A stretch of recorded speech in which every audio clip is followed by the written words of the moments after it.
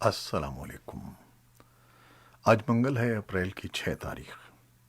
پاکستان میں سر شام کے 7، بھارت میں 7:30، اور یہاں ہمارے اسٹوڈیوز کی گھڑیوں میں صبح کے 10 بج رہے ہیں۔ وائس آف امریکہ واشنگٹن کی اردو سروس سے میں ہوں خالد حمید، خبروں کے ایک بلیٹن کے ساتھ۔ پاکستان کے وزیر خارجہ شاہ محمود قریشی نے کہا ہے کہ پاکستان اور روس کے تعلقات ایک نئے رخ پر استوار ہو رہے ہیں۔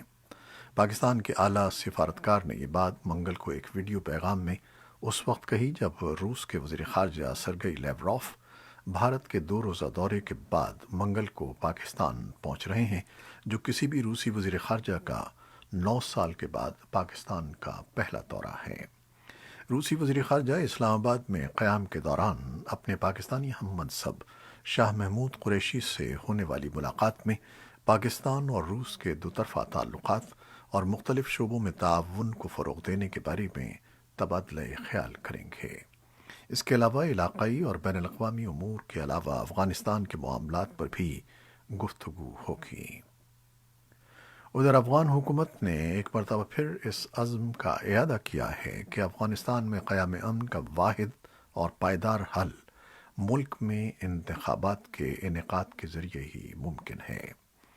اس حوالے سے افغان صدر اشرف غنی نے نئی سیاسی حکومت کے قیام اور پائیدار امن کے لیے 3 مراحل پر مشتمل پیس روڈ میپ تیار کر لیا ہے، جسے غیر ملکی خبر رساں ادارے رائٹرز کے مطابق افغان صدر استنبول کانفرنس کے دوران پیش کریں گے۔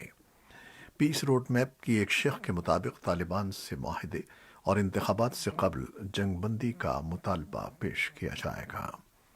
اشرف غنی اپنا مستقبل کا ایجنڈا ایسے وقت میں ترتیب دے رہے ہیں جب امریکی وزیر خارجہ اینٹنی بلنکن نے حال ہی میں لکھے گئے خط میں افغانستان میں پائیدار امن کے قیام کے لیے عبوری حکومت کے قیام کی بات کی تھی۔ اگرچہ بعض ماہرین کے مطابق اس سلسلے میں امریکہ اور طالبان کے درمیان بات چیت جاری ہے، تاہم سرکاری سطح پر فریقین نے اس بابت اپنی رائے نہیں دی ہے۔ ماہرین استنبول کانفرنس کو افغان امن عمل کی آخری کوشش کے طور پر دیکھتے ہیں۔ افغانستان میں اقوام متحدہ کے ترقیاتی پروگرام UNDP کے دفتر نے ایک حالیہ رپورٹ میں اندازہ لگایا ہے کہ اگر افغانستان میں امن بحال ہوتا ہے تو آئندہ 4 برس کے دوران ملک کی مجموعی اندرونی پیداوار میں 7% اضافہ ہو سکتا ہے، جس سے حکومت کی آمدنی میں بھی اضافہ ہوگا اور وہ ملک کی اقتصادی اور سماجی ترقی کے پروگرام شروع کر سکے گی۔ رپورٹ میں خدشہ ظاہر کیا گیا ہے کہ ملک میں غربت میں 70% اضافہ ہونے کا امکان ہے اور ایسے لوگوں کی تعداد اس سال کے آخر تک 1,80,00,000 تک پہنچ سکتی ہے، جنہیں انسانی بھلائی کی امداد درکار ہوگی۔ جنوب مشرقی ایشیائی ممالک کی تنظیم آسیان کے موجودہ سربراہ ملک برونائی نے میانمار کی صورتحال پر تبادلہ خیال کے لیے علاقائی رہنماؤں کا اجلاس طلب کیا ہے۔ ملائیشیا کے ساتھ مشترکہ بیان میں برونائی نے کہا ہے کہ دونوں ممالک نے اپنے وزراء اور سینئر عہدیداروں سے کہا ہے کہ وہ جکارتہ، انڈونیشیا میں آسیان سیکریٹریٹ میں ہونے والے اس اجلاس کے لیے ضروری تیاریوں کا آغاز کریں۔ اس بیان کے بعد ملائیشیا کے وزیر اعظم محی الدین یاسین اور برونائی کے سلطان حسن بولقیہ کے درمیان ملاقات ہوئی ہے۔ آسیان کے رکن ممالک کے داخلی مسائل پر تبصرہ نہ کرنے کی دیرینہ پالیسی کے باوجود انڈونیشیا نے میانمار میں جاری تنازع کے پرامن حل کے لیے آسیان کے رکن ممالک کی کوششوں کی حوصلہ افزائی کی ہے۔ میانمار بھی آسیان کا رکن ہے۔ دریاسنا میڈیا رپورٹس میں کہا گیا ہے کہ میانمار فوجی حکومت نے ہفتے کے آخر میں 60 مشہور شخصیات کی گرفتاری کے وارنٹ جاری کیے تھے، جن میں زیادہ تر روپوش ہیں۔ ان پر احتجاج کی حمایت کرنے کا الزام ہے۔ میانمار کے گلوبل نیو لائٹ اخبار نے ایسی فہرستیں شائع کی ہیں جن میں اداکاروں، موسیقاروں اور سوشل میڈیا کی بااثر شخصیات شامل ہیں، جن پر ریاست کے استحکام کو متاثر کرنے کے باعث بننے والی خبروں کو پھیلانے کا الزام لگایا گیا ہے۔ اس الزام میں انہیں 3 سال قید کی سزا ہو سکتی ہے۔ سعودی حکام نے کہا ہے کہ رمضان المبارک کے دوران صرف ان افراد کو عمرہ ادا کرنے کی اجازت ہوگی جو کورونا وائرس سے بچاؤ کے ٹیکے لگوا چکے ہوں گے۔ سعودی عرب کی حج اور عمرے کی وزارت نے پیر کو جاری ایک بیان میں کہا ہے کہ 3 کیٹیگریز کے افراد کو کورونا سے محفوظ تصور کیا جائے گا۔ حکام کے مطابق وہ تمام افراد جو کورونا ویکسین کی 2 خوراکوں کا کورس مکمل کر چکے ہیں، ایسے افراد جنہوں نے عمرہ ادا کرنے سے 14 روز قبل ہی ایک خوراک والی ویکسین کا کورس مکمل کیا ہے، اور وہ افراد جو وبا سے صحت یاب ہو چکے ہوں انہیں عمرہ کرنے کی اجازت ہوگی۔ حکام کا کہنا ہے کہ مذکورہ تینوں کیٹیگریز سے تعلق رکھنے والے افراد کو عمرہ ادائیگی کے اجازت نامے اور مسجد الحرام میں عبادت کی اجازت دی جائے گی۔ تاہم یہ واضح نہیں ہے کہ یہ پالیسی کب تک برقرار رہے گی۔ رمضان المبارک کے دوران سعودی عرب کو فریضہ حج کے لیے عازمین کی میزبانی کرنی ہے، اور اس حوالے سے بھی اب تک کوئی فیصلہ سامنے نہیں آیا ہے۔ سن 2015 کے ایران ایٹمی معاہدے کو دوبارہ بحال کرنے کے لیے وینا میں منگل کو ہونے والی سفارتی بات چیت کی کچھ نئی تفصیلات سامنے آئی ہیں، جن میں اس مقام کا بھی ذکر ہے جہاں عالمی طاقتوں کے نمائندے امریکہ اور ایران کے وفود کے ساتھ الگ الگ میٹنگز کریں گے۔ واشنگٹن میں امریکی محکمہ خارجہ کے ترجمان نیڈ پرائس نے ایک پریس بریفنگ میں بتایا ہے کہ ایران کے لیے امریکہ کے خصوصی نمائندے رابرٹ مالی وینا میں بات چیت کے لیے امریکی وفد کی قیادت کریں گے، جس میں برطانیہ، چین، فرانس، جرمنی اور روس ایران نیوکلیئر معاہدے کو بحال کرنے کی کوشش کر رہے ہیں۔ وائس آف امریکہ کی پرشین سروس کے مطابق بات چیت کے مقامات میں آسٹریا کے دارالحکومت کا ہوٹل امپیریل اور گرینڈ ہوٹل وینا شامل ہیں۔ یہ مذاکرات آج شروع ہو رہے ہیں۔ محکمہ خارجہ کے ترجمان نیڈ پرائس نے پیر کو اپنی نیوز بریفنگ میں صحافیوں کو بتایا تھا کہ امریکہ فی الحال کسی فوری پیش رفت کی توقع نہیں کر رہا، تاہم اس کا امکان موجود ہے۔ پیر کو ایک مشترکہ بیان میں کہا گیا ہے کہ امریکہ اور متحدہ عرب امارات معیشت کو کاربن سے پاک کرنے اور مالی معاملات کو مربوط کرنے کے لیے مل کر کام کریں گے۔ کلائمیٹ چینج کے لیے امریکہ کے سفیر جان کیری نے، جو مختلف ممالک کی ایندھن کے اخراج میں کمی کے وعدے کو فروغ دینے کی کوششوں کی رہنمائی کر رہے ہیں، متحدہ عرب امارات کے دورے کے موقع پر ابوظہبی میں ہونے والے مذاکرات میں حصہ لیا۔ اردن کے شہزادہ حمزہ نے شاہی خاندان کے ذریعے ثالثی کے بعد منگل کو شاہ عبداللہ سے اپنی وفاداری کا عہد کیا ہے۔ اسے 2 روز قبل انہیں گھر میں نظر بند کر دیا گیا تھا اور ان پر ملک کو غیر مستحکم کرنے کی کوششوں کا الزام بھی عائد کیا گیا تھا۔ شاہی عدالت کے مطابق شہزادہ حمزہ نے بادشاہ کے چچا شہزادہ حسن اور دیگر شہزادوں سے پیر کے روز ملاقات کے بعد ایک خط پر دستخط کیے، جس میں درج تھا کہ وہ شاہ عبداللہ کا حکم مانیں گے۔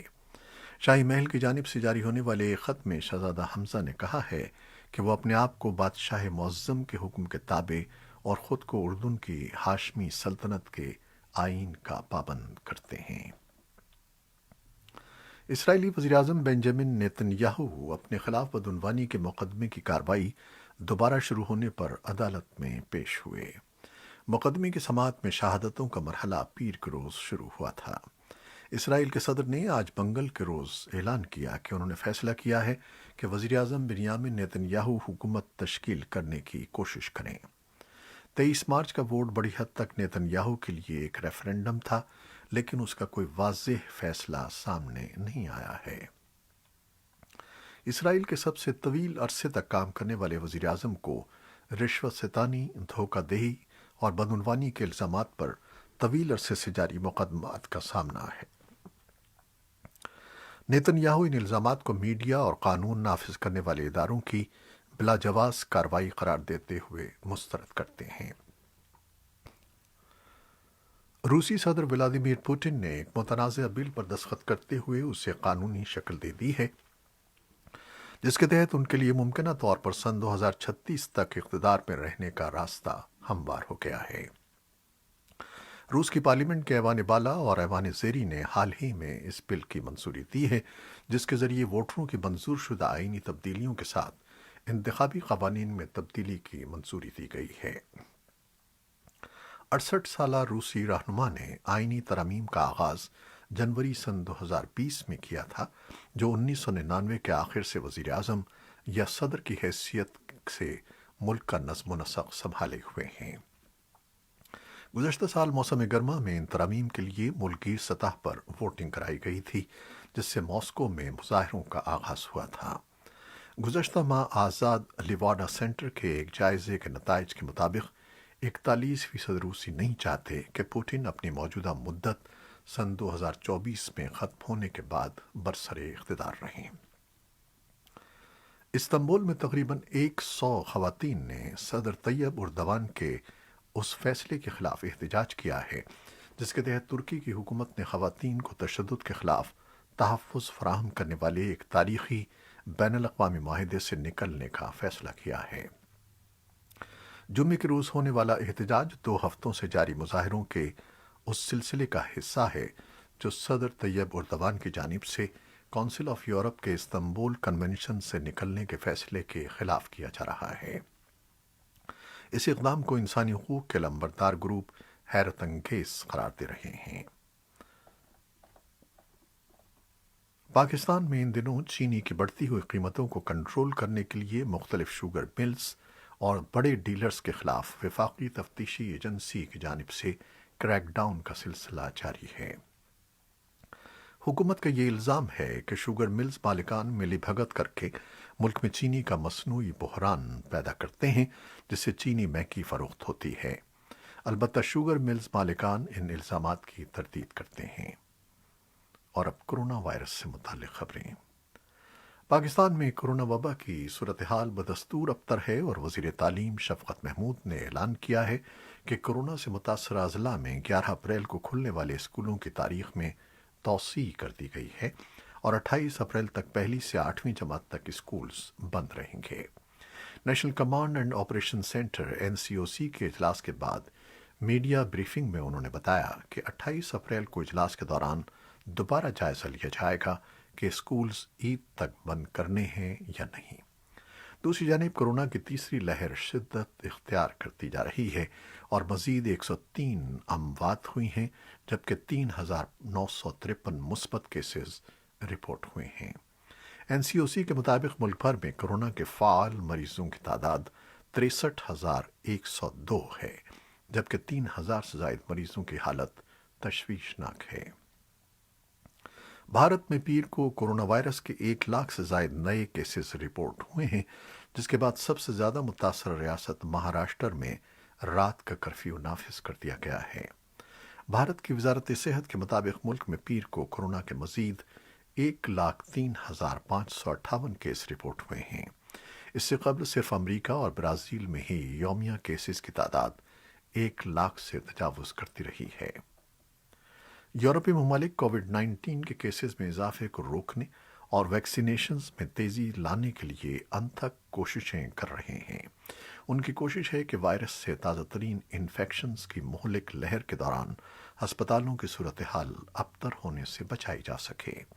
बाज़ ममालिक ने इन्फेक्शंस कम करने के लिए पेंडेमिक से मुताल्लिक़ सख्त पाबंदियां आयद की हैं, लेकिन बाज़ ने परेशान कुन सूरत हाल के बावजूद इन पाबंदियों में नरमी कर दी है। फ्रांस के वजीर ने पीर के रोज़ खबरदार किया है कि मुल्क के इंटेंसिव केयर यूनिट्स में मरीजों की सूरत हाल वही हो सकती है जो गुज़श्ता बरस पेंडेमिक शुरू होने पर थी। बरतानिया के वज़ीर आज़म बोरिस जॉनसन ने आलमी वबा की रोकथाम के लिए मुल्क भर में बड़े पैमाने पर कोरोना टेस्टिंग प्रोग्राम शुरू करने का ऐलान किया है। पीर को जारी एक बयान में बोरिस जॉनसन ने बताया कि कोरोना टेस्टिंग प्रोग्राम के जरिए वायरस को फैलने से रोकने के साथ साथ बग़ैर अलामात वाले केसेस की निशानदेही भी हो सकेगी।